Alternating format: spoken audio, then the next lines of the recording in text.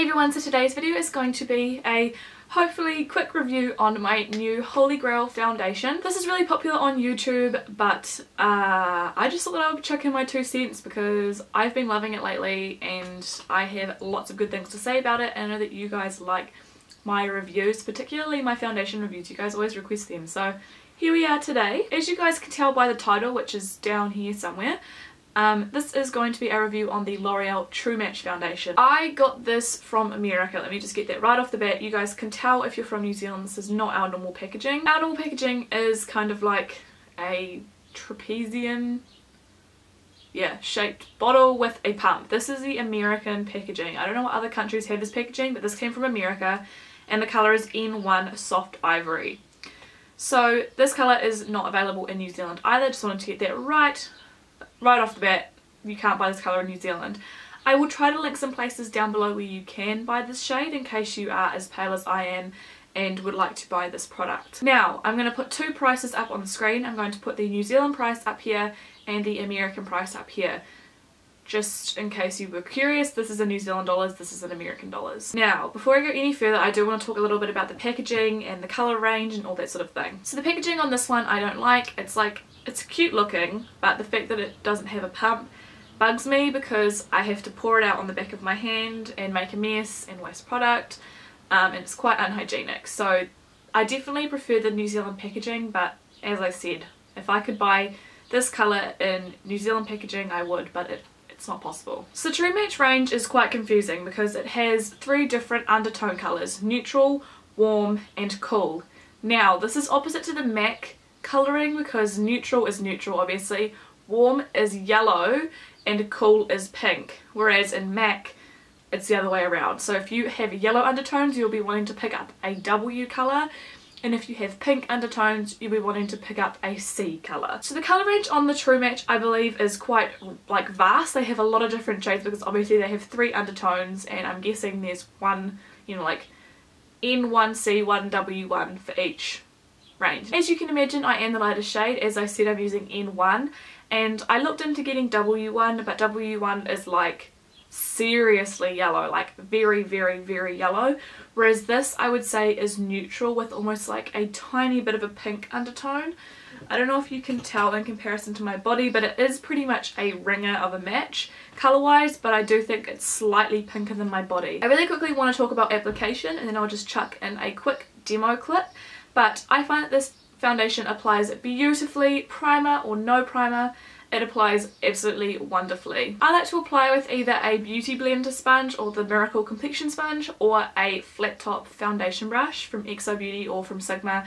I prefer the XOBeauty one, so just anything flat topped and dense. It's a very thin formula. It's not like watery like some foundations that I've tried, but it is definitely on the thinner side, although I'd say with one kind of coat you'd get medium coverage. Some people might say that it's light to medium, but for me all I've got on my face right now is one full coat of foundation and a little bit of spot concealing, but you can see like down here and around here it's pretty much what I would say medium coverage. It is definitely buildable and I really like that about this foundation. I don't find that it cakes up when I add more coats or anything like that, so it's great for you guys who want a fuller coverage. I'm going to go ahead and play the application clip now, so I hope you guys enjoy. Alright, so before we get started on the application clip, I do just really quickly want to say that I am using a new lens. This is going to be my tutorial lens, so let me know if you like the way that this looks. I am so far away from the camera, like my arms are fully extended and they're still like another 30 centimeters, so I'm really far away, but let me know if you like the quality on this, because if so I'll keep using it. Anyways, this isn't a tutorial, it's a demo clip. I'm just going to put a little blob on the back of my hand, just sort of like that size, see if that does me alright. I'm going to apply that to my face with a flat top. This is my XOBeauty one. I'm just going to hit this all over my face.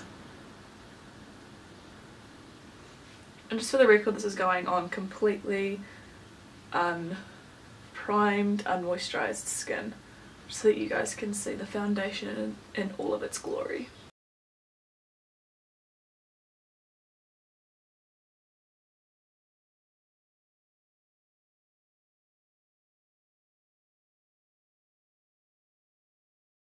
So now you can see one layer versus nothing, so you can see the coverage comparison, and the colour comparison, I would say that it's a pretty good match for me. I do think it's a little bit too pink.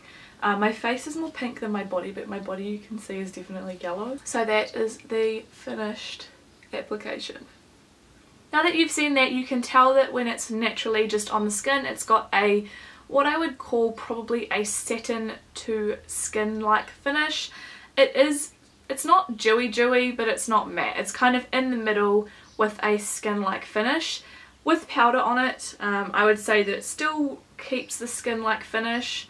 I haven't got any highlight on my face today, so this is pretty much just the foundation. I have got a powder over the top. It is the Hourglass Ambient Lighting powder, so it does look a little bit more like airbrushed in terms of like the finish, but I would say even with the powder I kind of get stuck with a satin finish. Unless I use a mattifying powder, I would say that it's still a satin to natural finish on the skin. This foundation doesn't pull in my pores, it doesn't make my dry spots look even drier, nor does it really hydrate them and make them look less dry. It just kind of looks the same. I prefer that than it making them look worse, obviously. It doesn't cling to my pimples in an unsightly way. It blends over them actually really nicely, and I feel like out of most of my foundations it covers them up the best. Around the nose it doesn't cake up. I just pretty much have no issues with this. I also find that if I set this with a powder I don't really get, some of my foundations I'll get lineage, smile lineage, kind of like not necessarily around here. Occasionally I'll get them from being really expressive, but mostly around my mouth because I smile all the time and pull facial expressions. I'll get kind of pulling in my fine lines or the lines that appear in my face. With this foundation I don't find that I get that at least as much, whereas some of my more matte foundations I find that it does kind of pull in there a little bit more. I just think this is like the ideal kind of middle of the range kind of looking foundation. It's like a medium foundation, buildable.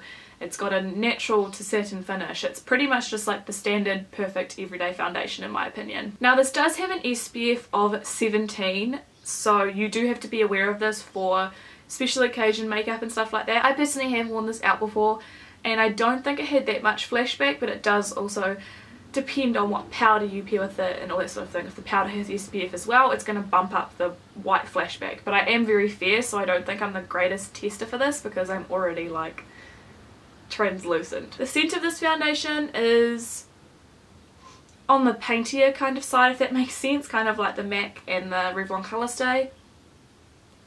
It's nothing obnoxious, nor does it linger on the skin.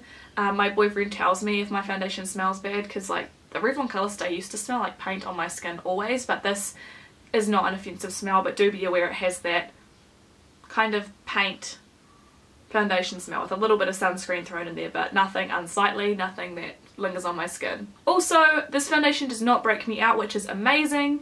It's sad that that's an achievement, but a lot of foundations do break me out, so I'm so glad that this one does not. In terms of wear time, I have never been disappointed with this foundation. I find that I can get, without touch-ups, I would say 9 hours of wear out of it. Obviously, in that 9 hours, by the end of it, it is, you know, slightly oily. It doesn't really move, but it kind of will fade around my blemishes, maybe a little bit around my mouth and my nose, but nothing unsightly, nothing that I would like scream about and be freaking out that I was out in public like that. Speaking of touching up, I find that this foundation works great when you put powder over top of it after it's been worn for a fair amount of time, if that makes sense, because I do have some foundations that if you go to touch it up after a while, it doesn't really appreciate it and it goes a little bit iffy, but it looks just like new. I've had no issues with it, and it does, however, mattify the foundation a little bit more regardless of whatever powder I use. When I touch up second time, it does mattify it more than I would like, but I mean, it doesn't really matter as long as it prolongs wear. So that's absolutely everything for today's review of my L'Oreal True Match foundation. I really hope that you guys found this review helpful. Do let me know what you thought of it down below and if you like the format and everything like that. Don't forget to give me a thumbs up if you did like it. If you have any other product reviews that you would like to see, please tell me down below. I hope you all are having an amazing day or night, and I will see you all next time. Bye!